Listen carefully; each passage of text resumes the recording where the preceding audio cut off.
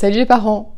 Alors parfois l'enfant doit apprendre des informations qui n'ont pas forcément de lien les unes avec les autres, qui ne sont pas non plus forcément organisées sous la forme d'une arborescence, et finalement il est parfois plus facile pour le cerveau d'étudier, de mémoriser des associations d'informations que les informations seules, notamment si les nouvelles informations à apprendre peuvent être raccrochées à un canevas d'informations qui existe déjà dans la mémoire à long terme.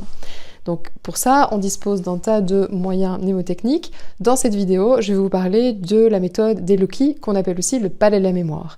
C'est Sarah Carpentier du blog Des outils pour apprendre. À tout de suite!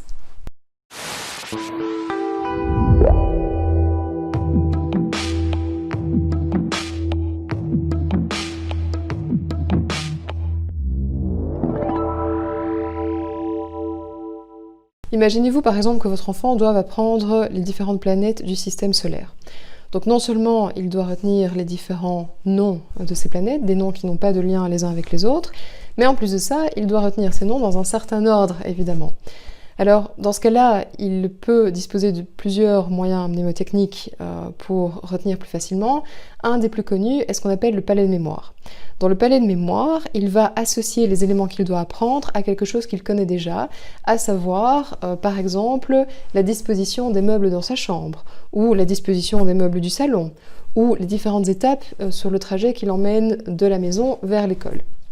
Donc, il est clair que si vous demandez à votre enfant de fermer les yeux et de décrire sa chambre, il va sans difficulté vous dire, ben voilà, en face de moi j'ai mon lit, juste à côté j'ai la table de chevet avec ma petite lampe, et puis un peu plus loin j'ai la bibliothèque, et puis un peu plus loin j'ai ma garde-robe, et ainsi de suite.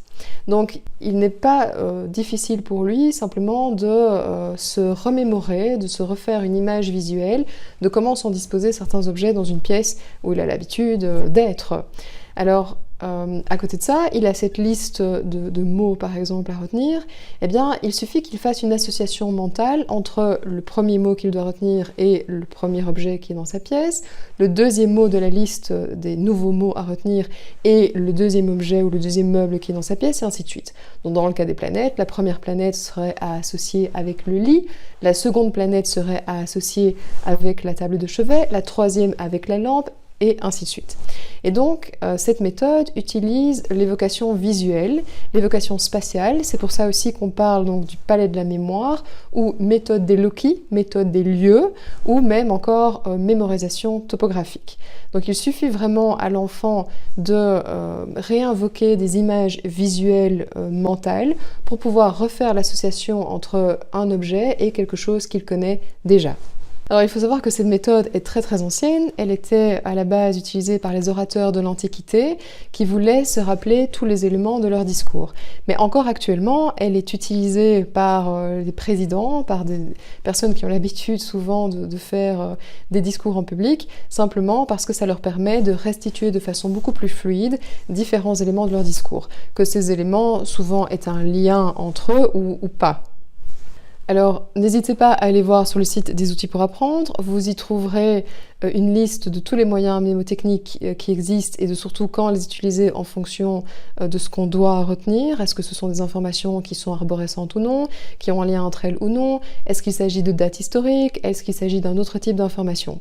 Vous y verrez aussi donc, une explication plus détaillée du palais de la mémoire, ainsi qu'un exemple qui vous montrera une autre situation dans laquelle vous pouvez l'utiliser. Alors des questions fréquentes par rapport à cette méthode, donc le palais de la mémoire ou méthode des Loki. Par exemple, est-ce que je peux utiliser un même palais de la mémoire, donc un même canevas d'informations déjà préalablement existantes? Donc par exemple, est-ce que je peux réutiliser toujours la disposition des meubles dans ma chambre pour y associer de nouvelles informations, pour y associer plusieurs informations? Alors oui, vous n'êtes limité que par votre imagination, vous pouvez associer à la table de chevet de la chambre de l'enfant différentes idées, à condition que ces idées soient radicalement différentes. Donc vous pouvez utiliser par exemple un palais de la mémoire, donc une suite d'objets de la chambre, pour étudier d'un côté une liste de planètes et de l'autre une liste d'animaux. Donc le principal est qu'il n'y ait pas d'associations inappropriées qui apparaissent dans le cerveau et qui du coup vous fassent hésiter, ben oui, finalement est-ce que cette planète était à tel endroit ou à tel endroit associée avec tel autre élément.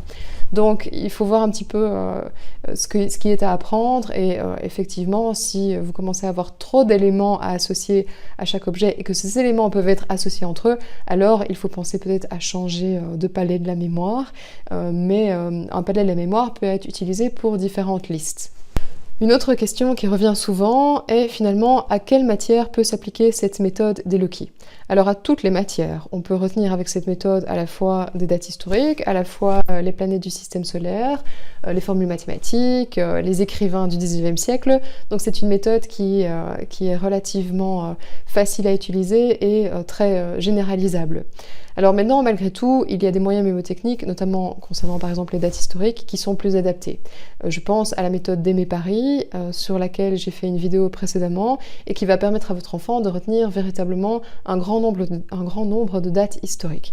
Alors n'hésitez pas à aller voir sur le site des outils pour apprendre, vous y trouverez un article qui reprend tous les hacks de mémoire possibles et inimaginables et surtout qui va vous expliquer quand votre enfant peut utiliser quelle méthode en fonction de l'utilisation du type d'information qu'il a à retenir. Alors si vous avez aimé cette vidéo, n'hésitez pas à laisser un commentaire, n'hésitez pas non plus à poser une question si vous en avez une. Vous pouvez vous abonner à la chaîne YouTube, d'autres vidéos sont à venir, notamment dans lesquelles j'expliquerai d'autres moyens mémotechniques. C'était Sarah du site des outils pour apprendre